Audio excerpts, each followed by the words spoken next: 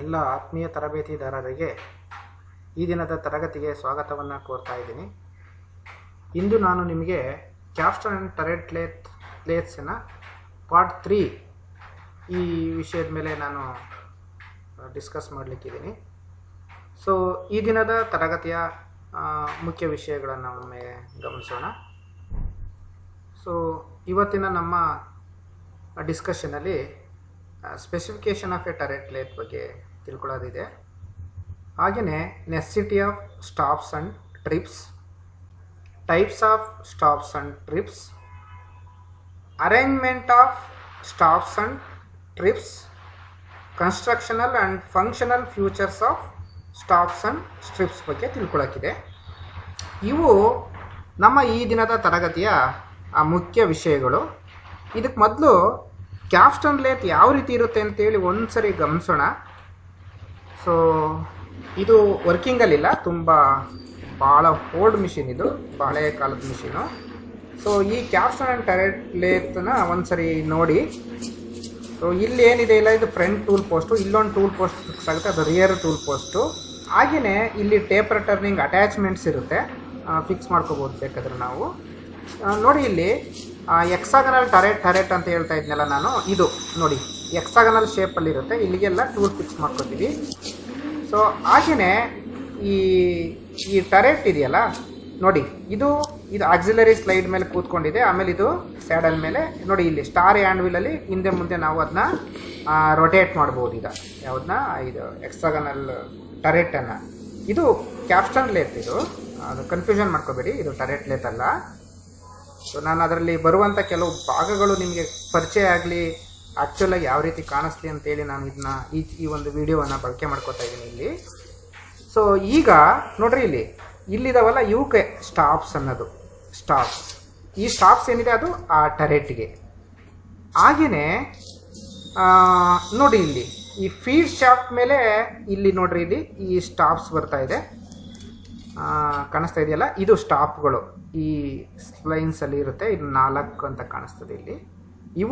ಇವಕ್ಕೆ ನಾವು ಸ್ಟಾಪ್ಸು ಅಂತ ಕರಿತೀವಿ, ಸ್ಟಾಪ್ಸ್ಗಳು ಅಥವಾ ಟ್ರಿಪ್ಸ್ಗಳು ಅಂತ ಕರಿತೀವಿ. ಓಕೆ, ಈ ಟ್ರಿಪ್ಸ್ ಅಂತ ಏನು ಹೇಳಿದೆ ಅದು ಬೇರೆ ಕಡೆ ಬರುತ್ತೆ, ಅದನ್ನ ನಾನು ತಿಳಿಸ್ತೀನಿ. ಸೊ ಗೊತ್ತಾಯ್ತಲ್ಲ ಕ್ಯಾಪ್ಸ್ಟನ್ ಲೇತು ಮತ್ತು ಅದರ ಭಾಗಗಳು ಯಾವ ರೀತಿ ಇರುತ್ತೆ ಅಂತೇಳಿ.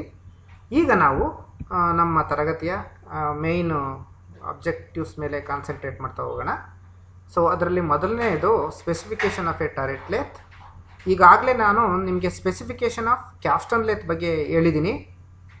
ಈ ಟರೆಟ್ ಲೇತ್ ಕೂಡ ಅದೇ ಫ್ಯಾಮಿಲಿ ಆಗಿರೋದ್ರಿಂದ ಮ್ಯಾಕ್ಸಿಮಮ್ ಏನು ಪ್ಯಾರಾಮೀಟರ್ಸ್ ಇದೆ ಮತ್ತೆ ರಿಪೀಟ್ ಆಗುತ್ತೆ. ಆದರೂ ನಾನು ಒಂದ್ಸರಿ ನಿಮಗೆ ತಿಳಿಸ್ಬಿಡ್ತೀನಿ. ನೋಡಿ, ಇಲ್ಲಿ ಟರೆಟ್ ಲೇತನ್ನು ನಾವು ಸ್ಪೆಸಿಫೈ ಮಾಡುವಾಗ ಯಾವ ಪ್ಯಾರಾಮೀಟರ್ಸನ್ನು ಕನ್ಸಿಡರ್ ಮಾಡ್ತೀವಿ ಅಂತ, ಲೇತ್ ಮಿಷಿನಿನ ಯಾವ ಕೆಪಾಸಿಟಿಯನ್ನು ಕನ್ಸಿಡರ್ ಮಾಡ್ತೀವಿ ಅಂತ. ಸೊ ಅದರಲ್ಲಿ ಮೊದಲನೇ ಪ್ಯಾರಾಮೀಟರ್ ಬಂದು maximum diameter of rod that can be held. ಅಂದರೆ ಏನು ವರ್ಕ್ ಹೋಲ್ಡಿಂಗ್ ಡಿವೈಸಸ್ ಇದೆ, ಆ ವರ್ಕ್ ಹೋಲ್ಡಿಂಗ್ ಡಿವೈಸಸ್ಸಲ್ಲಿ ನಾವು ಹೋಲ್ಡ್ ಮಾಡಬಹುದಂತಹ ಮ್ಯಾಕ್ಸಿಮಮ್ ಡಯಾಮೀಟರ್ ಮೇಲೆ ಈ ಒಂದು ಟರೆಟ್ ಲೇತನ್ನು ಸ್ಪೆಸಿಫೈ ಮಾಡ್ತೀವಿ. ಅರ್ಥ ಆಯ್ತಲ್ಲ? ಸೊ ಪ್ರತಿ ಮಿಷಿನ್ಗೂ ಕೂಡ ಒಂದೊಂದು ಮ್ಯಾಕ್ಸಿಮಮ್ ಹೋಲ್ಡಿಂಗ್ ಡಯಾಮೀಟರ್ ಇರುತ್ತೆ, ಅದನ್ನ ನಾವು ವರ್ಕ್ ಹೋಲ್ಡಿಂಗ್ ಡಯಾಮೀಟರ್ ಅಂತ ಕರಿತೀವಿ. ಸೊ ಈ ಟರೆಟ್ ಲೇತನ್ನು ಸ್ಪೆಸಿಫೈ ಮಾಡುವಾಗ ಆ ಮ್ಯಾಕ್ಸಿಮಮ್ ಡಯಾಮೀಟರ್ ಮೇಲೆ ಸ್ಪೆಸಿಫೈ ಮಾಡ್ತೀವಿ. For example, if A turret lathe is for holding maximum dia 500 mm ಅಂತ ಹೇಳಿದರೆ, so that is the maximum diameter of A rod that can be held. ಅದ್ರ ಮೇಲೆ ಹಾಗೆಯೇ ಸ್ಪಿಂಡ್ಲ್ ಸ್ಪೀಡ್ಗಳ ಮೇಲೆ, ಮ್ಯಾಕ್ಸಿಮಮ್ ಅವೈಲಬಲ್ ಸ್ಪಿಂಡ್ಲ್ ಸ್ಪೀಡ್ ಮೇಲೂ ಕೂಡ ನಾವು ಸ್ಪೆಸಿಫೈ ಮಾಡ್ತೇವೆ. ಇದು ಆಲ್ರೆಡಿ ರಿಪೀಟ್ ಮಾಡಿರ್ತೀನಿ ನಾನು ಸುಮಾರು ಸರಿ. Maximum swing over the bed ಅಂದರೆ ಬೆಡ್ ಮೇಲೆ, ಬೆಡ್ ಸರ್ಫೇಸ್, ಬೆಡ್ ವೇ ಏನಿದೆಯಲ್ಲ ಆ ಬೆಡ್ ವೇ ಮೇಲೆ ಸ್ವಿಂಗ್ ಆಗುವಂಥ ಡಯಾಮೀಟರ್, ಅದು ಮ್ಯಾಕ್ಸಿಮಮ್ ಸ್ವಿಂಗ್ ಓವರ್ ಬೆಡ್ ಅಂತ ಕರಿತೀವಿ. ಸೊ ಈ ಮ್ಯಾಕ್ಸಿಮಮ್ ಸ್ವಿಂಗ್ ಓವರ್ ಬೆಡ್ ಏನಿದೆ ಇದು ಬಹಳ ಇಂಪಾರ್ಟೆಂಟು ನಾವು ಜಾಬ್ಗಳನ್ನು ಲೋಡ್ ಮಾಡುವಾಗ. ಈ ಮ್ಯಾಕ್ಸಿಮಮ್ ಸ್ವಿಂಗ್ ಓವರ್ ಬೆಡ್ ಏನಿದೆ ಅದು 500 mm ಡಯಾಮೀಟರ್ ಇದೆ ಅಂತ ಹೇಳಿದ್ರೆ ಅಪ್ ಟು 500 mm ವರೆಗೂ ಮಾತ್ರ ನಾವು ಜಾಬ್ನ ಲೋಡ್ ಮಾಡೋಕ್ಕಾಗೋದು. So more than 500 mm load ಮಾಡೋಕ್ಕಾಗಲ್ಲ, ಯಾಕೆಂದರೆ ಆ ಜಾಬು ಅಲ್ಲಿ ರೊಟೇಟ್ ಮಾಡೋಕ್ಕಾಗಲ್ಲ. ಯಾಕೆಂದರೆ ಏನು ಸ್ವಿಂಗ್ ಓವರ್ ಬೆಡ್ ಇರುತ್ತಲ್ಲ ಅದು ಆ ಲಿಮಿಟ್ ಆಗಿಬಿಟ್ಟಿರುತ್ತೆ, ಮತ್ತು ಬೆಡ್ ವೇಸ್ಗೆಲ್ಲ ಟಚ್ ಆಗುತ್ತೆ, ಜಾಬ್ನ ನಾವು ಲೋಡ್ ಮಾಡೋಕ್ಕೆ ಆಗೋದಿಲ್ಲ. ಸೊ ಹಾಗಾಗಿ ಈ ಮ್ಯಾಕ್ಸಿಮಮ್ ಸ್ವಿಂಗ್ ಓವರ್ ಬೆಡ್ ಮೇಲೂ ಕೂಡ ಈ ಲೇತನ ಸ್ಪೆಸಿಫೈ ಮಾಡ್ತೀವಿ. ಹಾಗೆಯೇ number of spindle speed available. So ಇಲ್ಲಿ ಮ್ಯಾಕ್ಸಿಮಮ್ ಸ್ಪಿಂಡಲ್ ಸ್ಪೀಡ್ ಆಯಿತು, ಇದರಲ್ಲಿ ಈ ಪಾಯಿಂಟಲ್ಲಿ number of spindle speed available. ಯಾಕೆಂದರೆ according to the job diameter spindle speed vary ಆಗುತ್ತೆ, ಗೊತ್ತಿದೆ ನಿಮಗೆ. ಸೊ ಒಂದು ಲೇತಲ್ಲಿ ಇರುವಂತಹ ಸ್ಪಿಂಡಲ್ ಸ್ಪೀಡ್ ಮೇಲೆ, ಅದರಲ್ಲೂ ವಿಶೇಷವಾಗಿ ಈ ಟರೆಟ್ ಲೇತಲ್ಲಿ ಅವೈಲಬಿಲಿಟಿ ಇರುವಂತಹ ಸ್ಪಿಂಡಲ್ ಸ್ಪೀಡ್ ಮೇಲೆ ಈ ಲೇತನ ಸ್ಪೆಸಿಫೈ ಮಾಡ್ತೀವಿ. ಜೊತೆಗೆ number of feeds available for carriage cross slide and carriage itself or carriage saddle. So ಈ number of feeds for carriage cross ಲೈಡ್ಗೆ, ಯಾಕಂದ್ರೆ ನಮ್ಗೆ ಗೊತ್ತಿದೆ ಈ ಟರೆಟ್ ಲೇತ್ಗಳನ್ನು ಆಟೋಮೆಟಿಕ್ ಆಪರೇಷನ್ಸಲ್ಲಿ ನಾವು ಯೂಸ್ ಮಾಡ್ತೀವಿ, ಮಾಸ್ ಪ್ರೊಡಕ್ಷನ್ಗೆ ಯೂಸ್ ಮಾಡ್ತೀವಿ, ಐಡೆಂಟಿಕಲ್ ಕಾಂಪೊನೆಂಟ್ಗಳನ್ನು ಮ್ಯಾನುಫ್ಯಾಕ್ಚರ್ ಮಾಡುವಾಗ ಯೂಸ್ ಮಾಡ್ತೀವಿ. ಸೊ ಏನು ಕ್ರಾಸ್ ಲೈಡ್ಗೆ ಆಟೋಮೆಟಿಕ್ ಫೀಡ್ ಕೊಡಬೇಕು, ಆ ಕ್ರಾಸ್ ಲೈಡು ಎಷ್ಟು ಫೀಡಲ್ಲಿ ಮೂವ್ ಆಗುತ್ತೆ ಅನ್ನೋದ್ರ ಮೇಲೆ, ಅಂದರೆ ಅಲ್ಲಿ ನಂಬರ್ ಆಫ್ ಫೀಡ್ಸ್ ಇರುತ್ತೆ. ಏನು 0.1 mm per revolution ಅಥವಾ 1 mm per minute ಅಥವಾ 0.2 mm per revolution or 2 mm per minute, ಈ ಥರ ನಂಬರ್ ಆಫ್ ಫೀಡ್ಗಳಿರುತ್ತೆ. ಓಕೆ, ಸೊ ಆ ನಂಬರ್ ಆಫ್ ಫೀಡ್ಸ್ ಮೇಲೂ ಕೂಡ ಈ ಲೇತನ ಸ್ಪೆಸಿಫೈ ಮಾಡ್ತೀವಿ. ಅದೇ ರೀತಿ ಕ್ಯಾರೇಜಿನ ಆಟೋಮೆಟಿಕ್ ಫೀಡ್ ಮೇಲೂ ಕೂಡ, ರೈಟ್. ಜೊತೆಗೆ number of feeds for turret carriage. Friends ಇಲ್ಲಿ ನೋಡಿ, ಈ ಪಾಯಿಂಟಲ್ಲಿ ನಾವು ಕ್ಯಾರೇಜ್ನ ಕ್ರಾಸ್ ಲೈಡ್ ಅಂದರೆ ಪರ್ಪೆಂಡಿಕ್ಯುಲರ್ ಆಗಿ ಜಾಬ್ ಆಕ್ಸಿಸ್ಗೆ ಅಥವಾ ಲೇತ್ ಆಕ್ಸಿಸ್ಗೆ ಪರ್ಪೆಂಡಿಕ್ಯುಲರ್ ಆಗಿ ಮೂವ್ ಮಾಡುವಾಗ ಇರುವಂಥ ಅವೈಲಬಿಲಿಟಿ ಇರುವಂಥ ಫೀಡ್ಗಳ ಮೇಲೆ, ಹಾಗೆಯೇ ಜಾಬ್ ಆಕ್ಸಿಸ್ಗೆ ಅಥವಾ ಲೇತ್ ಆಕ್ಸಿಸ್ಗೆ ಪ್ಯಾರಲಲ್ ಆಗಿ ಕಟಿಂಗ್ ಟೂಲ್ ಮೂವ್ ಮಾಡುವಾಗ ನಮ್ಗೆ ಅವೈಲಬಲ್ ಇರುವಂತಹ ಆಟೋಮೆಟಿಕ್ ಫೀಡ್ಗಳ ಮೇಲೆ ಇಲ್ಲಿ ಸ್ಪೆಸಿಫೈ ಮಾಡ್ತೀವಿ. ಓಕೆ, ಸೊ ಇಲ್ಲೇನಾಯಿತು, ಪರ್ಪೆಂಡಿಕ್ಯುಲರ್ ಆಗಿ ಮೂವ್ ಆಗುತ್ತೆ, ಫೇಸಿಂಗ್ ಎಲ್ಲ ಮಾಡ್ತೀವಲ್ಲ ಆ ಥರ. ಹಾಗೆಯೇ ಪ್ಲೇನ್ ಟರ್ನಿಂಗ್ ಆಪರೇಷನ್ಗಳು ಮಾಡ್ತೀವಲ್ಲ ಆವಾಗ ಅವೈಲಬಲ್ ಇರುವಂಥ ಫೀಡ್ಗಳದು. ಇದು ಏನಿದೆ ಇದು ಪರ್ಟಿಕ್ಯುಲರ್ಲಿ ಫಾರ್ ಕ್ಯಾರೇಜ್, ರೈಟ್. ಇದೇನಿದೆಯಲ್ಲ ಇದು number of feeds for turret carriage ಅಥವಾ ಟರೆಟ್ ಸ್ಯಾಡಲ್. ಸೊ ಟರೆಟ್ ಕ್ಯಾರೇಜಲ್ಲಿ ಅವೈಲಬಲ್ ಇರುವಂಥ ಫೀಡ್ಗಳ ಮೇಲೆ ಅಲ್ಲಿ ಕೂಡ ಆಟೋಮೆಟಿಕ್ಕಾಗಿ ಮೂವ್ ಮಾಡ್ತೀವಿ ನಾವು ಟರೆಟನ್ನು ಕೂಡ. ಸೊ ಹಾಗಾಗಿ depending upon the job accuracy ಮತ್ತು ಸರ್ಫೇಸ್ ಫಿನಿಶ್ ಮೇಲೆ ಅಲ್ಲಿ ಕೂಡ ಫೀಡ್ಗಳನ್ನು ವೇರಿ ಮಾಡ್ಕೋಬೇಕಾಗತ್ತೆ. ಸೊ ಆ ಟರೆಟ್ ಕ್ಯಾರೇಜಲ್ಲಿ ಅವೈಲಬಲ್ ಇರುವಂಥ ಫೀಡ್ಗಳ ಮೇಲೆ, ಫಾರ್ ಎಕ್ಸಾಂಪಲ್ 5 ರೇಂಜಸ್ ಇದೆ ಅಂತ ಹೇಳಿದರೆ ಅದು ಆ ಟರೆಟ್ ಕ್ಯಾರೇಜಿನ ಒಂದು ಸ್ಪೆಸಿಫೈ ಮಾಡುವಂಥ ಫ್ಯಾಕ್ಟರ್ ಆಗಿರುತ್ತೆ. ಓಕೆ, ಸ್ಪೆಸಿಫಿಕೇಶನ್ಗೆ ಆ ನಂಬರ್ ಆಫ್ ಫೀಡನ್ನು ಕನ್ಸಿಡರ್ ಮಾಡ್ತೀವಿ. ಜೊತೆಗೆ ಇದು ಆಲ್ರೆಡಿ ನಿಮ್ಗೆ ಹೇಳಿದ್ದೀನಿ, ಕ್ಯಾಪ್ಸ್ಟನ್ ಲೇತಲ್ಲಿ power required for machine motor, ಒಂದು ಮೈನ್ ಮೋಟ್ರ್ ಬರುತ್ತೆ. ಯಾವುದದು ಜಾಬನ್ನು ರೊಟೇಟ್ ಮಾಡುವಂತಹ ಒಂದು ಮೋಟ್ರ್ ಬರುತ್ತೆ. ಆ ಮೋಟ್ರನ್ನ HP ಮೇಲೆ ಅಥವಾ ಕೆಪಾಸಿಟಿ ಮೇಲೆ, in addition to that so coolant ಮೋಟ್ರ್ಗಳು ಬರುತ್ತೆ. ಯಾಕೆಂದರೆ ನಾವು ಕೂಲೆಂಟ್ಗಳನ್ನು ಯೂಸ್ ಮಾಡ್ತೀವಲ್ವಾ ಮಿಷಿನಿಂಗ್ ಮಾಡುವಾಗ. ಸೊ ಅಲ್ಲಿ ಕೂಲೆಂಟ್ ಮೋಟ್ರಸ್ ಇರುತ್ತೆ, ಪಂಪನ್ನು ರನ್ ಮಾಡಲಿಕ್ಕೆ ಮೋಟ್ರ್ ಇರುತ್ತೆ. ಆ ಮೋಟ್ರನ್ನ ಕೆಪಾಸಿಟಿ ಜೊತೆಗೆ ಮೇನ್ ಮೋಟ್ರನ್ನ ಕೆಪಾಸಿಟಿಗಳ ಮೇಲೆ ನಾವು ಒಂದು ಟರೆಟ್ ಲೇತ್ಗಳನ್ನು ಸ್ಪೆಸಿಫೈ ಮಾಡ್ತೇವೆ. ಸೊ ಯಾವ್ಯಾವುದ್ರ ಮೇಲೆ ಮಾಡ್ತೇವೆ, maximum work holding dia, spindle speed, maximum spindle speed, maximum swing over bed, number of spindle speed available, ಆಮೇಲೆ number of feeds for carriage cross slide and carriage itself, number of feeds for turret carriage and then power required. ಇದ್ರ ಮೇಲೆ ನಾವು turret ಲೇತ್ಗಳನ್ನು specify ಮಾಡ್ತೇವೆ. ಅದೇ ರೀತಿ ಈಗ ನಾವು necessity of stops and trips. So ನಾನೀಗ ನಿಮ್ಗಾಗಲೇ ಈಗ ಒಂದು ತೋರಿಸಿದಂಥ ವಿಡಿಯೋದಲ್ಲಿ ನಾನು ಸ್ಟಾಫ್ಸ್ಗಳು ಲೇತಲ್ಲಿ ಹೇಗಿರುತ್ತೆ ಅಂತ ಹೇಳ್ಬಿಟ್ಟು ತೋರಿಸ್ದೆ, ಒಂದು ಐಡಿಯಾ ಬಂದಿದೆ ಅಂತ ಅಂದ್ಕೊಂಡಿದ್ದೀನಿ. ಈ ಸ್ಟಾಫ್ಸ್ ಮತ್ತು ಟ್ರಿಪ್ಸ್ಗಳ ಅವಶ್ಯಕತೆ ಏನು ಕ್ಯಾಪ್ಸ್ಟನ್ ಆ್ಯಂಡ್ ಟರೆಟ್ ಲೇತಲ್ಲಿ ಅನ್ನೋದು ಈ ಪಾಯಿಂಟ್. ಸೊ ಈಗ ಚಿತ್ರದಲ್ಲಿ ನೋಡಿ, ಈಗ ನಾನು ಅಲ್ಲಿ ತೋರಿಸ್ನಲ್ಲ ನೋಡಿ, ಇವು ಇಲ್ಲಿ ಬರುತ್ತೆ ಸ್ಯಾಡಲ್ ಸ್ಟಾಫ್ಸ್ ಅಂತ ಇವು. ಹಾಗೆಯೇ ಈ ಏನು ಇಲ್ಲಿತ್ತಲ್ಲ ಟರೆಟ್ಟು ಮತ್ತು ಅದರ ಕ್ಯಾರೇಜ್ ಇತ್ತಲ್ಲ ಸ್ಯಾಡಲ್ಲು, ಅಲ್ಲಿ ನಾನು ತೋರಿಸ್ತೇನೆ ನೋಡಿ, ಇದು ಟರೆಟ್ ಸ್ಟಾಫ್ಸ್ ಅಂತ ಬರ್ತವೆ. ಹಾಗೆಯೇ ಈ ಇದಿದೆಯಲ್ರಿ, ಈ ಕ್ಯಾರೇಜ್ ಹ್ಯಾಂಡ್ ವೀಲ್ ಇದೆಯಲ್ಲ, ಕ್ರಾಸ್ ಲೈಡ್ ಹ್ಯಾಂಡ್ ವೀಲ್ ಇದೆಯಲ್ಲ, ಅಲ್ಲಿ ಕೂಡ ಕೆಲವು ಸ್ಟಾಫ್ಸ್ ಬರುತ್ತೆ, ಅದನ್ನ ಫಿಂಗರ್ ಟ್ರಿಪ್ಸ್ ಅಂತ ಕರಿತೀವಿ. ಇವನ್ನ ನಾವು ಇವು ಸ್ಟಾಫ್ಸು, ಇದು ಸ್ಟಾಪು, ಇದು ಟ್ರಿಪ್ಪು. ಸೊ ಇಲ್ಲಿ ನಾವು ಈ ಸ್ಟಾಫ್ಸು ಮತ್ತು ಟ್ರಿಪ್ಸ್ ಏನಕ್ಕೆ ಬೇಕು ಅನ್ನೋದನ್ನು ತಿಳ್ಕೊಳ್ಬೇಕಾಗತ್ತೆ. ಸೊ ಈಗ ನೋಡಿ, stops and trips are mean for controlling the movement of the cutting tool on the cross slide and on the hexagonal turret. ಈ ಸ್ಟಾಫ್ಸ್ ಮತ್ತೆ ಸ್ಟ್ರಿಪ್ಸ್ ಇದಾವಲ್ಲ, they are used to control the automatic movement of the cutting tool.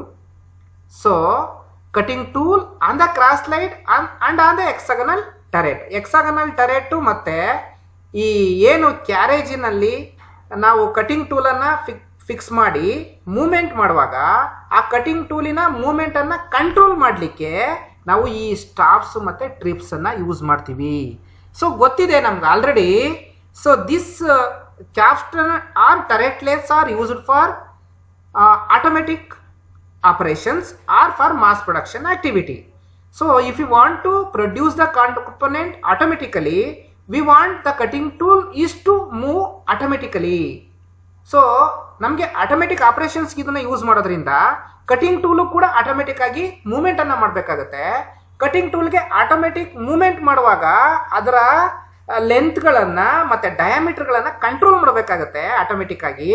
ಆ automatic ಆಗಿ length ಮತ್ತು ಡಯಾಮೀಟರ್ನ control ಮಾಡಲಿಕ್ಕೆ ನಾವು ಈ stops ಮತ್ತು ಸ್ಟ್ರಿಪ್ಸನ್ನು ಯೂಸ್ ಮಾಡ್ತೀವಿ. ಅರ್ಥ ಆಯ್ತಲ್ಲ? ಈ ಸ್ಟಾಫ್ಸ್ ಮತ್ತು ಟ್ರಿಪ್ಸ್ಗಳು ಏನಿದಾವಲ್ಲ, this are used to control the movement of diameter of cutting tool, right? ಅದು next they serve the purpose for providing dimensional accuracy on identical components produced in large quantities. So when we want to produce the component in large quantity, we want dimensional accuracy also, right? ಒಂದು component ತರ ಅನಂತರ ಏನು number of components ಅನ್ನ produce ಮಾಡ್ತೀವಿ, ಆ ಕಾಂಪೊನೆಂಟ್ಗಳ dimensional accuracy ಸರಿ ಇರಬೇಕಾಗುತ್ತೆ. ಏನು ಡೈಮೆನ್ಷನಲ್ ಅಕ್ಯುರಸಿ ಅಂದ್ರೆ, ಈಗ ಫಾರ್ ಎಕ್ಸಾಂಪಲ್ ಫಸ್ಟ್ ಜಾಬ್ ಮಾಡ್ತಾ ಇದ್ದೀನಿ, ಅದು ಡಯಾಮೀಟರ್ 30 mm ಇದೆ ಅಂತ ತಿಳ್ಕೊಳ್ಳಿ. ಎರಡನೇದು ಕೂಡ 30 ಇರಬೇಕು. ಅದೇ ರೀತಿ 1000 ಜಾಬ್ಸ್ ಮಾಡ್ತಾ ಇದ್ದೀನಿ ಅಂದರೆ 999 ಏನಿದೆಯಲ್ಲ 999 ಅದು ಹಂಗೆ ಇರಬೇಕು, 1000 ಹಂಗೆ ಇರಬೇಕು ಡೈಮೆನ್ಷನ್ನು. ಆ ಡೈಮೆನ್ಷನ್ಸ್ ಒಂದೇ ಇರಬೇಕು, ಅದು ಕರೆಕ್ಟಾಗಿರಬೇಕು ಅನ್ನೋವಂಥ ಸಂದರ್ಭಗಳಲ್ಲಿ ನಾವು ಇವುಗಳನ್ನು ಬಳಸ್ತೇವೆ, ಸ್ಟ್ರಾಪ್ಸ್ ಮತ್ತು ಟ್ರಿಪ್ಸನ್ನು. ಅಂದರೆ for maintaining the dimensional accuracy we want these components, these parts on the capstan and turret length.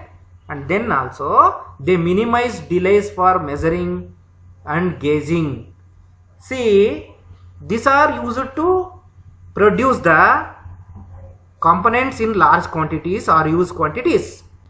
ಅಲ್ಲಿ ಮೆಜರ್ಮೆಂಟ್ ಬಂದೇ ಬರುತ್ತೆ, ಗೊತ್ತಿದೆ ನಿಮಗೆ. ಒಂದು ಜಾಬನ್ನು ಮೇಂಟೈನ್ ಮಾಡುವಾಗ, ಟರ್ನಿಂಗ್ ಮಾಡುವಾಗ ಎಷ್ಟು ಸಾರಿ ನಾವು ಮೆಜರ್ಮೆಂಟನ್ನು ಮಾಡ್ತೀವಿ, ಎಷ್ಟು ಸರಿ ನಾವು ಮೆಜರಿಂಗ್ ಇನ್ಸ್ಟ್ರೂಮೆಂಟ್ಸನ್ನು ಯೂಸ್ ಮಾಡ್ತೀವಿ ಅಂತ.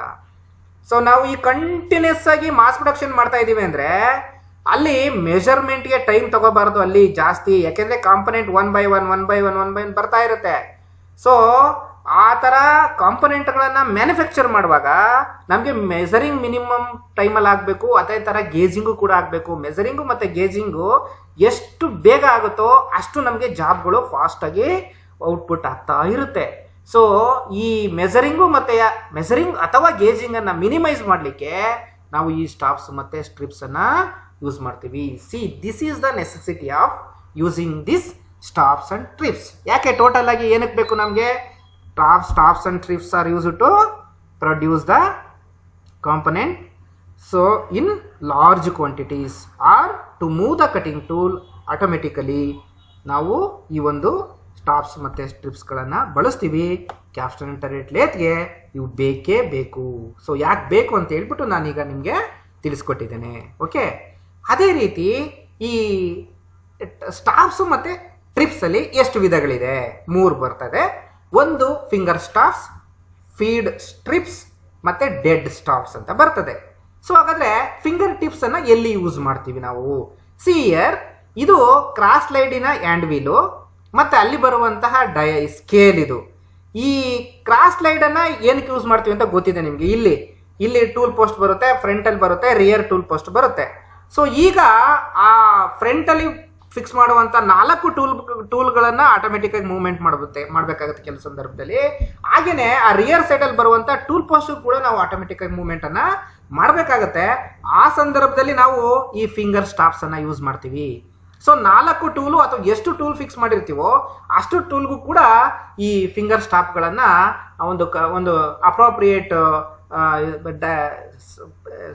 ಪೊಸಿಷನಲ್ಲಿ ಇದ್ರ ಮೇಲೆ ಸ್ಕೇಲ್ ಮೇಲೆ ಈ ಫಿಂಗರ್ ಸ್ಟಾಪ್ಸ್ಗಳನ್ನು ಫಿಕ್ಸ್ ಮಾಡ್ಕೊಂಡಿರ್ತೀವಿ, ರೇಡಿಯಲಿ ಫಿಕ್ಸ್ ಮಾಡ್ಕೋತೀವಿ. ಓಕೆ, ಸೊ ಆ ಥರ ಫಿಕ್ಸ್ ಮಾಡಿಕೊಂಡು ಕಟಿಂಗ್ ಟೂಲ್ಗೆ ಆಟೋಮೆಟಿಕ್ ಮೂವ್ಮೆಂಟ್ ಕೊಟ್ಟು ನಾವು ಅಲ್ಲಿ ಅದರ ಡಯಾಮೀಟರ್ ಇರ್ಬೋದು ಅಥವಾ ಲೆಂತ್ಗಳಿರ್ಬೋದು, ವಿಶೇಷವಾಗಿ ಇಲ್ಲಿ ಡಯಾಮೀಟರ್ನ ಮೇಂಟೈನ್ ಮಾಡುವಂಥ ಸಂದರ್ಭದಲ್ಲಿ ನಾವು ಈ ಫಿಂಗರ್ ಸ್ಟಾಪ್ಗಳನ್ನು ಯೂಸ್ ಮಾಡ್ತೇವೆ. ನೋಡಿ ಇಲ್ಲಿ, A finger stop is position radially on the wheel. Radially ಅಂದರೆ ಅದರ ಸುತ್ತ ಯಾವ ಪೊಸಿಷನ್ ಅಲ್ಲಿ ಬೇಕೋ ಆ ಪೊಸಿಷನ್ ಅಲ್ಲಿ. ಈಗ 4 ಟೂಲ್ ಫಿಕ್ಸ್ ಮಾಡಿದೀವಿ ಅಂದ್ರೆ 4 ಫಿಂಗರ್ ಸ್ಟಾಪ್ಗಳನ್ನು ಹಾಕೊಂಡಿರ್ತೀವಿ. 1 ಮಾಡಿದೀವಿ ಅಂದ್ರೆ 1 ಮಾಡಿರ್ತೀವಿ, 1ನ ಫಿಕ್ಸ್ ಮಾಡಿರ್ತೀವಿ. ಅದು ಎಲ್ಲಿ? ರೇಡಿಯಲಿ ಆ ಒಂದು ಸ್ಕೇಲ್ ಮೇಲೆ ಫಿಕ್ಸ್ ಮಾಡ್ಕೊಂಡಿರ್ತೀವಿ. So there may be 3 or 4 finger stops each align to different mark on the graduated scale. So ನಾನು ಆಲ್ರೆಡಿ ಹೇಳಿದೆ ನಿಮಗೆ, ಎಷ್ಟು ಕಟಿಂಗ್ ಟೂಲ್ಗಳನ್ನು ಇಲ್ಲಿ ಫಿಕ್ಸ್ ಮಾಡ್ಕೋತೀವಿ ಅಷ್ಟು ಆ ಕಟಿಂಗ್ ಟೂಲ್ಗಳಿಗೆ ಎಷ್ಟು ನಾವು ಆಟೋಮೆಟಿಕಾಗಿ ಮೂವ್ಮೆಂಟ್ ಮಾಡಬೇಕಾಗುತ್ತೋ ಅಷ್ಟಕ್ಕೂ ಕೂಡ ನಾವು ಈ ಫಿಂಗರ್ ಸ್ಟಾಪ್ಸನ್ನು ಫಿಕ್ಸ್ ಮಾಡ್ಕೋತೀವಿ. ಅರ್ಥ ಆಯ್ತಲ್ಲ? ಸೊ ಫಿಂಗರ್ ಸ್ಟಾಪನ್ನು ಎಲ್ಲಿ ಫಿಕ್ಸ್ ಮಾಡ್ಕೋತೀವಿ ನಾವು? ಈ ಕ್ಯಾರೇಜಿನ ಕ್ರಾಸ್ ಲೈಡಿನ ಹ್ಯಾಂಡ್ವಿಲ್ ಏನಿದೆ ಆ ಹ್ಯಾಂಡ್ವಿಲ್ ಮೇಲೆ ರೇಡಿಯಲಿ ನಾವು ಫಿಂಗರ್ ಸ್ಟಾಪ್ಸನ್ನು ಫಿಕ್ಸ್ ಮಾಡಿಕೊಂಡು ಆ ಕಟಿಂಗ್ ಟೂಲ್ಗಳನ್ನು ಆಟೋಮೆಟಿಕ್ಕಾಗಿ ಕಂಟ್ರೋಲ್ ಮಾಡ್ತೀವಿ. ಮೂವ್ಮೆಂಟನ್ನು ಆಟೋಮೆಟಿಕ್ಕಾಗಿ ಕಂಟ್ರೋಲ್ ಮಾಡಿ ನಾವು ಡೈಮೆನ್ಷನ್ಗಳನ್ನು ಮೇಂಟೈನ್ ಮಾಡ್ತೀವಿ. ಓಕೆ, ಅದೇ ರೀತಿ ಮತ್ತೊಂದು ಟ್ರಿಪ್ ಇದೆ, ಅದು ಫೀಡ್ ಟ್ರಿಪ್ಸ್. ಅವು ಸೊ ಆ ಫೀಡ್ ಟ್ರಿಪ್ಸ್ ಏನಿದಾವೆ ಅವು ಇಲ್ಲಿ ಬರ್ತವೆ. ಸೊ ನಾನು ಆಲ್ರೆಡಿ ಅಲ್ಲಿ ಏನು ಬೆಡ್ಡಿನ ಅಥವಾ ಹೆಡ್ ಸ್ಟಾಕಿನ ಬಾಟಮಲ್ಲಿ ಏನು ಬರುತ್ತೆ ಫೀಡ್ ಶಾಫ್ಟು ಅಲ್ಲಿ ಫಿಕ್ಸ್ ಆಗಿರುತ್ತೆ. ಇವೆಲ್ಲವೂ ಕೂಡ ಫೀಡ್ ಟ್ರಿಪ್ಸು. ಏನಪ್ಪ ಇದು ಕೆಲಸ ಅಂದರೆ, a feed trip switches off the power feed to the tool. ನೋಡ್ರಿ ಇಲ್ಲಿ ಈ ಫೀಡ್ ಅಂದರೆ, so that is for moving the cutting tool automatically. ಅದು ಲಾಂಗಿಟ್ಯೂಡಿನಲ್ಲಿ ಅಂತ ಇಲ್ಲಿ ತಗೊಳ್ತಾ ಇದ್ದೀವಿ. ಅದು ಲಾಂಗಿಟ್ಯೂಡಿನಲ್ಲಿ ಇರ್ಬೋದು ಅಥವಾ ಕ್ರಾಸ್ ಫೀಡಲ್ಲಿ ಇರ್ಬೋದು. ಸೊ ಇಲ್ಲಿ ಇದನ್ನ ಲಾಂಗಿಟ್ಯೂಡಿನಲ್ಲಿ ತಗೊಂಡಿದ್ದೀವಿ. ಈಗ ಕಟಿಂಗ್ ಟೂಲು ಆಟೋಮೆಟಿಕ್ಕಾಗಿ ಮೂವ್ ಆಗುವಾಗ ಆ ಕಟಿಂಗ್ ಟೂಲು ಸ್ಟಾಪ್ ಆಗಬೇಕು. ಸ್ಟಾಪ್ ಆಗಬೇಕು ಅಂದರೆ ಕಟಿಂಗ್ ಟೂಲು ಆಟೋಮೆಟಿಕ್ ಫೀಡ್ ಏನಿರುತ್ತೆ ಅದು ಸ್ಟಾಪ್ ಆಗಬೇಕು, ಅದು ಟ್ರಿಪ್ ಆಗಬೇಕು. ಸೊ ಆಟೋಮೆಟಿಕ್ ಫೀಡನ್ನು ಟ್ರಿಪ್ ಮಾಡಲಿಕ್ಕೆ ಯೂಸ್ ಮಾಡುವಂಥ ಟ್ರಿಪ್ಗಳನ್ನು ಫೀಡ್ ಟ್ರಿಪ್ಸ್ ಅಂತ ಕರಿತೀವಿ. So as its name indicates, this trips are used to trip or stop the power feed to the cutting tool. Cutting ಟೂಲ್ಗೆ ಏನು ಪವರ್ ಫೀಡ್ ಆಗ್ತಾ ಇರುತ್ತೆ ಆ ಪವರ್ ಫೀಡನ್ನು ಸ್ಟಾಪ್ ಮಾಡಲಿಕ್ಕೆ ಯೂಸ್ ಮಾಡುವಂಥ ಟ್ರಿಪ್ಗಳೇನಿದ್ದಾವೆ ಅವುಗಳನ್ನು ನಾವು ಫೀಡ್ ಟ್ರಿಪ್ಸ್ ಅಂತ ಕರಿತೇವೆ. ಸೊ ಈಗ when the trip device touches the stop, it trips the power feed. So when the power feed trip touches the stop, that automatically stop the power feed to the cutting tool.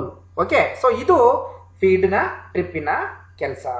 Okay, ಅದೇ ರೀತಿ dead stops. Dead stop ಅಂತ ಹೇಳಿದ್ರೆ ಏನು ನೋಡ್ರಿ, ಇಲ್ಲಿ dead ಅಂದ್ರೆ ಇದೇ ಕೊನೆ ಅಷ್ಟೇ.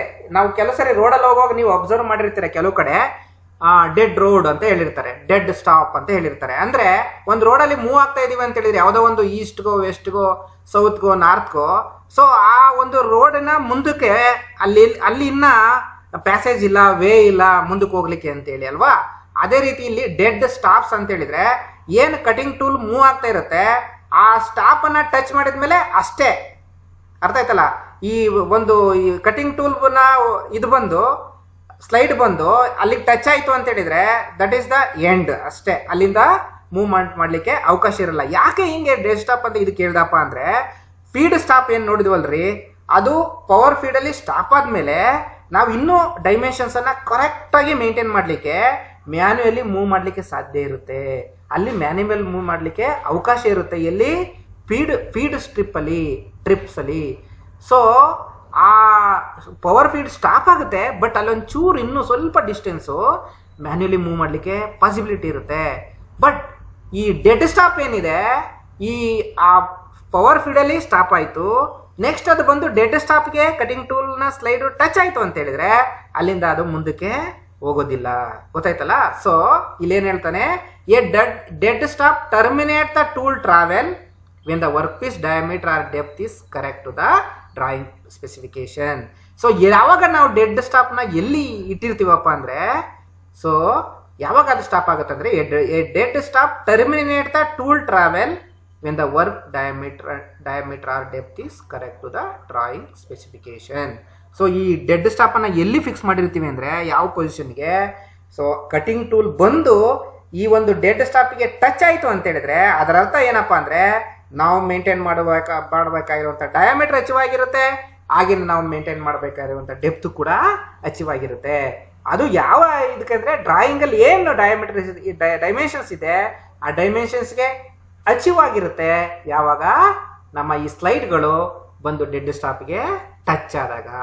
ಓಕೆ, ಅಲ್ಲಿ ಕಟಿಂಗ್ ಟೂಲ್ನ ಸ್ಲೈಡ್ ಬಂದು ಈ ಡೆಡ್ ಸ್ಟಾಪಿಗೆ ಟಚ್ ಆಯಿತು ಅಂತ ಹೇಳಿದ್ರೆ ದಟ್ ಮೀನ್ಸ್ ಏನು ಡೈಮೆನ್ಷನ್ ಜಾಬ್ ಮೇಲೆ ಡೈಮೆನ್ಷನ್ ಏನು ಬರಬೇಕಾಗಿತ್ತು ಅದು ಅಚೀವ್ ಆಯಿತು ಅಂತ ಹೇಳ್ಬಿಟ್ಟು ಅರ್ಥ. ಗೊತ್ತಾಯ್ತಲ್ಲ? ಡೆಡ್ ಸ್ಟಾಪ್ ಅಂದರೆ ಕಟಿಂಗ್ ಟೂಲ್ ಸ್ಲೈಡ್ ಟಚ್ ಆದಮೇಲೆ ಅಲ್ಲಿಂದ ಮುಂದಕ್ಕೆ ಹೋಗ್ಲಿಕ್ಕೆ ಅಲ್ಲಿ ಅವಕಾಶ ಇರಲ್ಲ. ಅಲ್ಲಿಂದ ಮುಂದಕ್ಕೆ ಹೋಗ್ತಾ ಇಲ್ಲ ಅಂದರೆ ನಮ್ಗೇನು ಡೈಮೆನ್ಷನ್ ಬೇಕೋ ಅದು ಅಚೀವ್ ಆಗಿದೆ ಅಂತೇಳಿ ಮೀನಿಂಗ್ ಅದ ಅರ್ಥ. ಓಕೆ, ಸೊ ಈಗ arrangement of stops and trips and constructional and functional features of stops and trips ಅಂದ್ರೆ ಏನಪ್ಪ ಅಂದರೆ ಈಗ ನಾವು ಕ್ಯಾಪ್ಸ್ಟೋನ್ ಅಂಡ್ ಟರೆಟ್ ಲೇತಲ್ಲಿ ನಾವು ಸ್ಟಾಫ್ಸ್ ಅಂಡ್ ಸ್ಟ್ರಿಪ್ಸನ್ನು ಯಾವ ರೀತಿ ಅರೇಂಜ್ ಮಾಡ್ತೀವಿ, ಯಾವ ರೀತಿ ಫಿಕ್ಸ್ ಮಾಡಿರ್ತೀವಿ, ಮತ್ತು ಅವುಗಳ ಕನ್ಸ್ಟ್ರಕ್ಷನಲ್ ಆ್ಯಂಡ್ ಫಂಕ್ಷನಲ್ ಫ್ಯೂಚರ್ಸನ್ನು ಈಗ ನಾವು ಈ ಒಂದು ಇದರಲ್ಲಿ ನೋಡೋಣ.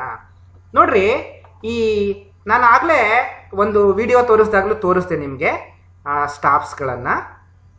ಇದು ಇಲ್ಲಿ ಫಿಕ್ಸ್ ಆಗಿರುತ್ತೆ. ಈ ಸ್ಟಾಫ್ಸ್ಗಳು ಏನಿರ್ತವೆ ಇವು ಎಡ್ ಸ್ಟಾಕಿನ ಬ್ರಾಕೆಟ್ ಅಲ್ಲಿ ಫಿಕ್ಸ್ ಆಗುತ್ತೆ. ಅದರಲ್ಲೂ ಫೀಡ್ ಶಾಫ್ಟ್ಗೆ ಫಿಕ್ಸ್ ಆಗಿರ್ತವೆ. ಸೊ ಓಕೆ, ಫೀಡ್ ಶಾಫ್ಟ್ಗೆ ಈ ಸ್ಟಾಫ್ಸ್ಗಳು ಫಿಕ್ಸ್ ಆಗ್ತವೆ. ಸೊ ಈಗಾಗಲೇ ನೋಡಿದ ಹಾಗೆ ನೀವು ನಟ್ಟು ಬೋಲ್ಟ್ಗಳನ್ನು ಹಾಕಿ ನಾವು ಇದಕ್ಕೆ ಈ ಒಂದು ಎಷ್ಟು ಬೇಕೋ ಆ ಸ್ಪ್ಲೈನ್ಸಲ್ಲಿ ಎಷ್ಟು ಬೇಕೋ ಅಷ್ಟು ನಂಬರ್ಗಳನ್ನು ಫಿಕ್ಸ್ ಮಾಡ್ಕೋತೀವಿ. ಹಾಗೆಯೇ ಈ ಟರೆಟ್ ಏನಿದೆಯಲ್ಲ, ಟರೆಟಿನ ಈ ಭಾಗದಲ್ಲಿ ಕೂಡ ಬೋಲ್ಟ್ಗಳು, ನಟ್ಗಳನ್ನು, ಲಾಕ್ ನಟ್ಗಳನ್ನು ಹಾಕಿ ನಾವು ಈ ಸ್ಟಾಫ್ಸ್ಗಳನ್ನು ಫಿಕ್ಸ್ ಮಾಡ್ಕೋತೀವಿ. ಅದೇ ರೀತಿ ಏನು ಫಿಂಗರ್ ಸ್ಟಾಫ್ಸ್ ಇದೆ ಅವುಗಳನ್ನು ಈ ಏನು ಹ್ಯಾಂಡ್ ವೀಲ್ಗಳಿದೆ ಹ್ಯಾಂಡ್ ವೀಲ್ಗೆ ರೇಡಿಯಲಿ ಫಿಕ್ಸ್ ಮಾಡ್ಕೋತೀವಿ. ಅದು ಕೂಡ ನಾನು ಈಗಾಗಲೇ ಹೇಳ್ದಾಗೆ ಎಷ್ಟು ಟೂಲ್ಗಳಿಗೆ ಪವರ್ ಫೀಡ್ ಬೇಕೋ ಅಷ್ಟು ಟೂಲ್ಗಳಿಗೆ ಇಲ್ಲಿ ಫಿಂಗರ್ ಸ್ಟಾಫ್ಸ್ಗಳನ್ನು ಯೂಸ್ ಮಾಡ್ತೀವಿ. ಹಾಗೆಯೇ ಈ ಸ್ಟಾಫ್ಸ್ ಏನಿರ್ತಾವೋ they also depends upon the number of cutting tools we have to move automatically, ಅದ್ರ ಮೇಲೆ ಡಿಪೆಂಡ್ ಆಗ್ತವೆ. ಸೊ ಇಲ್ಲೆಲ್ಲ ಬ್ರಾಕೆಟ್ ಅರೇಂಜ್ಮೆಂಟ್ಸ್ ಇರುತ್ತೆ, ಬ್ರಾಕೆಟಲ್ಲಿ ಅವನ್ನ ಹಾಕಿ ಫಿಕ್ಸ್ ಮಾಡ್ಕೋತೀವಿ. ನೆಕ್ಸ್ಟು ಅದು ಸ್ಯಾಡಲ್ಲು ಮತ್ತು ಕ್ಯಾರೇಜ್ ಹ್ಯಾಂಡಿಲಲ್ಲಿ ಯಾವ ಥರ ಸ್ಟಾಫ್ಗಳನ್ನು ಫಿಕ್ಸ್ ಮಾಡ್ಕೋತೀವಿ ಅಂತ ಆಯಿತು. ಈಗ arrangement of turret slide staffs. So ಅದೇ ಟರೆಟಿನ ಹಿಂಭಾಗದಲ್ಲಿ ಇತ್ತಲ್ಲ ಅಲ್ಲಿ ನಾವು ಯಾವ ರೀತಿ ಫಿಕ್ಸ್ ಮಾಡ್ತೀವಿ ಅಂತೇಳಿ. ಸೊ ಈ ಒಂದು ಏನು ಡಿಸ್ಕ್ ಇರುತ್ತೆ ಆ ಡಿಸ್ಕಿಗೆ 6 ಅಥವಾ 4 ಈಕ್ವಲಿ ನಾವು disc with 6 equally spaced stop screws ಅಂದರೆ ಈಕ್ವಲ್ ಆಗಿ ಈ ಸರ್ಕಲನ್ನು ಈಕ್ವಲ್ ಆಗಿ ಡಿವೈಡ್ ಮಾಡಿ ಅಲ್ಲಿ ನಾವು ಈ ಸ್ಕ್ರೂಸನ್ನು ಈ ಬೋಲ್ಟ್ಗಳನ್ನು ಫಿಕ್ಸ್ ಮಾಡ್ಕೋತೀವಿ. ಸೊ ಈ ಬೋಲ್ಟ್ಗಳಿಗೆ ಈ ಲೆಂತನ್ನು ಅಡ್ಜಸ್ಟ್ ಮಾಡ್ಕೊಳ್ಳಿಕ್ಕೆ ಸ್ಟಾಪ್ ಸ್ಕ್ರೂಸ್ ಅಥವಾ ಸ್ಟಾಪ್ ಸ್ಕ್ರೂ ಲಾಕ್ ನಟ್ ಅಂತ ಬರ್ತದೆ. ಸೊ ಅವು ಆ ಇನ್ಸೈಡಲ್ಲಿ ಇಲ್ಲಿ ನೋಡ್ರಿ, ಇದು ಎಕ್ಸ್ಟರ್ನಲ್ ಟರೆಟ್ ತಾನೆ ಅದು. ಆಮೇಲೆ ಅದು ಆಕ್ಸಿಲರಿ ಸ್ಲೈಡ್ ಮೇಲೆ ಫಿಕ್ಸ್ ಆಗುತ್ತೆ. ಈ ಆಕ್ಸಿಲರಿ ಸ್ಲೈಡ್ ಏನಿದೆ ಇದು ಟರೆಟ್ ಸ್ಲೈಡ್ ಮೇಲೆ ಫಿಕ್ಸ್ ಆಗಿರುತ್ತೆ. ಈ ಆಕ್ಸಿಲರಿ ಸ್ಲೈಡ್ನ ಈ ಭಾಗದಲ್ಲಿ ಇನ್ಸೈಡಲ್ಲಿ ಈ ಥರ ಮೆಕ್ಯಾನಿಸಮ್ ಇರುತ್ತೆ. ಸೊ ಇಲ್ಲಿ ಏನಿದೆಯಲ್ಲ ಬಿವೆಲ್ ಗೇರ್ಸ್ ಇರುತ್ತೆ. ಬಿವೆಲ್ ಗೇರ್ಸ್ ಎಲ್ಲ ನಾನು ಆಲ್ರೆಡಿ ನಿಮ್ಗೆ ಹೇಳಿದ್ದೀನಿ. ಇವುಗಳನ್ನು ನಾವು ಟರೆಟ್ ಲೇತಲ್ಲಿರುವಂಥ ಟರೆಟನ್ನು ಮ್ಯಾನ್ಯುಯಲಿ ಇಂಡೆಕ್ಸ್ ಮಾಡ್ಕೋಬೋದು, ಹಾಗೆಯೇ ಆಟೋಮೆಟಿಕಲಿ ಕೂಡ ಇಂಡೆಕ್ಸ್ ಮಾಡ್ಬೋದು. ಆ ಒಂದು ಉದ್ದೇಶಕ್ಕೋಸ್ಕರ ಇಲ್ಲಿ ಗೇರ್ಗಳು, ಅದರಲ್ಲೂ ಬಿವೆಲ್ ಗೇರ್ಗಳನ್ನು ಇಲ್ಲಿ ಫಿಕ್ಸ್ ಮಾಡ್ಕೊಂಡಿರ್ತೀವಿ. ಓಕೆ, ಸೊ ಇದು ನಾವು ಯಾವ ರೀತಿ ಇಲ್ಲಿ ಸ್ಟಾಪ್ಸ್ಗಳನ್ನು ಫಿಕ್ಸ್ ಮಾಡ್ಕೋತೀವಿ ಅಂತ. ಅದೇ ರೀತಿ ಇದೇನಿದೆಯಲ್ಲ arrangement of cross slide stops. ಇದು ಕ್ರಾಸ್ ಸ್ಲೈಡ್ಗೆ ಯಾವ ರೀತಿ ಸ್ಟಾಪ್ಗಳನ್ನು ಫಿಕ್ಸ್ ಮಾಡ್ಕೊಂಡಿರ್ತೀವಿ ಅಂತ ನೋಡಿ. Stops for rear tool post. ಇದು ರಿಯರ್ ಅಂದರೆ ನಾನು ಆಲ್ರೆಡಿ ಹೇಳಿದ್ದೀನಲ್ರಿ, ಏನು ಫ್ರಂಟ್ ಟೂಲ್ ಪೋಸ್ಟ್ ಇರುತ್ತಲ್ಲ ಅದರ ಆಪೋಸಿಟ್ ಏನು ಬರುತ್ತಲ್ಲ ಅದು rear tool post. Front tool post ಏನಿರುತ್ತಲ್ಲ ಅದಕ್ಕೆ ಇಲ್ಲಿ ಬರುವಂಥ ಸ್ಟಾಪ್ಸ್ಗಳನ್ನು ನಾವು ಯೂಸ್ ಮಾಡಿಕೊಂಡು ಕಟಿಂಗ್ ಟೂಲನ್ನು ಆಟೋಮೆಟಿಕ್ಕಾಗಿ ಮೂವ್ಮೆಂಟ್ ಮಾಡುವಂಥ ಕೆಲಸನ ನಾವು ಮಾಡ್ತೇವೆ. ಓಕೆ, ಸೊ ಇದು ಅರೇಂಜ್ಮೆಂಟ್ಸು. ಇದ್ರ ಜೊತೆಗೆ ಇನ್ನೊಂದಿದೆ, ಇಲ್ಲಿ ಏನು ಆ ಸ್ಪ್ಲೈಸ್ ನೋಡಿದ್ವಲ್ಲ, ಸ್ಪ್ಲೈನ್ ಶಾಫ್ಟ್ಸು ಈ ರೀತಿ ಫಿಕ್ಸ್ ಆಗುತ್ತೆ. ಮತ್ತು ಇಲ್ಲಿ ಪ್ರತಿಯೊಂದು ಸ್ಟಾಪು ಕೂಡ ಒಂದೊಂದು ಆಲ್ಫಾಬೆಟನ್ನು ಫಿಕ್ಸ್ ಮಾಡ್ಕೊಂಡಿರ್ತೀವಿ. ಓಕೆ, ಸೊ ನಾವು ರೆಕಾರ್ಡ್ ಮಾಡ್ಕೋಬೇಕಾಗತ್ತೆ ಯಾವ ಟೂಲ್ಗೆ ಯಾವ ಆಲ್ಫಾಬೆಟ್ ಆಗಿದೆ ಅಂತ. ಯಾಕಂದರೆ ಇವೆಲ್ಲವೂ ಕೂಡ ಒಂದೇ ಥರ ಇರ್ತವೆ. ರೌಂಡ್ ಆಗ್ತಾಯಿದ್ರೆ ಯಾವುದೋ ಅಂತಲೂ ಗೊತ್ತಾಗೋದಿಲ್ಲ ನಮಗೆ. ಸೊ ಹಾಗಾಗಿ ಈ ಹಿಂದಿನ ಒಂದು ಡಿಸ್ಕಲ್ಲಿ ನಾವು ಎ ಬಿ ಸಿ ಡಿ ಈ ಥರ ಒಂದು ಆಲ್ಫಾಬೆಟ್ಸನ್ನು ಫಿಕ್ಸ್ ಕೊಟ್ಕೊಂಡು ಎ ಬಿ ಸಿ ಡಿ ಹಿಂಗೆ ಬರುತ್ತೆ. ಆಲ್ಫಾಬೆಟ್ಟಿಗೆ ಯಾವ ಇದು ಆಲ್ಫಾಬೆಟ್ಟು ಯಾವ ಟೂಲ್ಗೆ ಅನ್ನೋದನ್ನ ಗುರುತು ಮಾಡಿಕೊಂಡು ನಾವು ಒಂದು ಟೂಲ್ಗಳನ್ನು ಯೂಸ್ ಮಾಡಿ ಫಿಕ್ಸ್ ಮಾಡ್ಕೋಬೇಕಾಗುತ್ತೆ. ಅದೇ ರೀತಿ ಆಟೋಮೆಟಿಕ್ಕಾಗಿ ಮೂವ್ಮೆಂಟ್ ಮಾಡೋ ಕೆಲಸನೂ ಕೂಡ ಮಾಡ್ಕೋಬೇಕಾಗುತ್ತೆ. ನೋಡಿ ಇಲ್ಲಿ ಈ stop bar is indexed to the position in conjunction with the relevant tool. ಅಂದರೆ ಏನು ಈ ಸ್ಟಾಪ್ ಬಾರ್ ಇದೆ ಅದು ಈ ಟೂಲಿನ ಜೊತೆಗೇನೆ ಇಂಡೆಕ್ಸ್ ಆಗುತ್ತೆ. ಓಕೆ, ಇಂಡೆಕ್ಸ್ ಆಗುವಂಥ ಟೂಲು ಯಾವ ಲೆಟ್ರಿಗೆ ಫಿಕ್ಸ್ ಆಗಿದೆ ಅನ್ನೋದು ಇಲ್ಲಿ ನೋಡ್ಬಿಟ್ಟು ನಾವು ತಿಳ್ಕೊಳ್ಳುವಂಥ ಕೆಲಸನ ಮಾಡ್ಬೋದು. ಸೊ ಇದು ಟೂಲ್ಗಳನ್ನು ಯಾವ ರೀತಿ ಅರೇಂಜ್ಮೆಂಟ್ ಮಾಡ್ಕೋತೀವಿ, ಯಾವ ಥರ ಇವು ಫಂಕ್ಷನ್ ಮಾಡ್ತವೆ, ಯಾವ ರೀತಿ ಕನ್ಸ್ಟ್ರಕ್ಟ್ ಆಗಿರುತ್ತವೆ ಅಂತ ಹೇಳ್ಬಿಟ್ಟು. ಓಕೆ, ಸೊ ಈ ವಿಷಯ ನಾನು ಹೇಳಿರುವಂಥ ವಿಷಯಗಳಲ್ಲಿ ಯಾವುದಾದ್ರೂ ಅನುಮಾನಗಳಿದ್ದರೆ ನನಗೆ ನೀವು ಕಾಂಟ್ಯಾಕ್ಟ್ ಮಾಡಿ, ನಾನು ಅನುಮಾನಗಳನ್ನು ಬಗೆಹರಿಸ್ಕೊಡ್ತೀನಿ.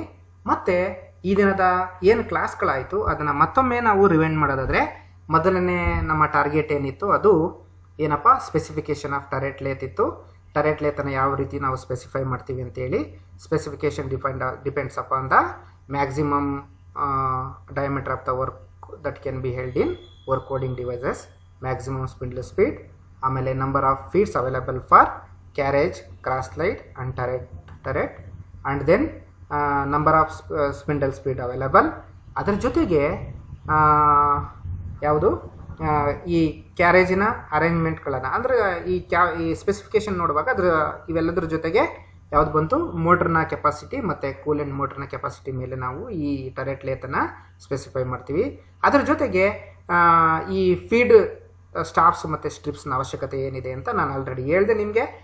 ನಾವು ಕಟಿಂಗ್ ಟೂಲ್ಗಳಿಗೆ ಆಟೋಮೆಟಿಕ್ ಮೂವ್ಮೆಂಟ್ ಕೊಡಲಿಕ್ಕೆ ಇವುಗಳ ಅವಶ್ಯಕತೆ ಇದ್ದೇ ಇದೆ. ಸೊ ಅದರಲ್ಲಿ ಯಾವ್ಯಾವುದು ರೀತಿ ಬರ್ತವೆ ಅಂತ 3 ರೀತಿ ಬರ್ತವೆ.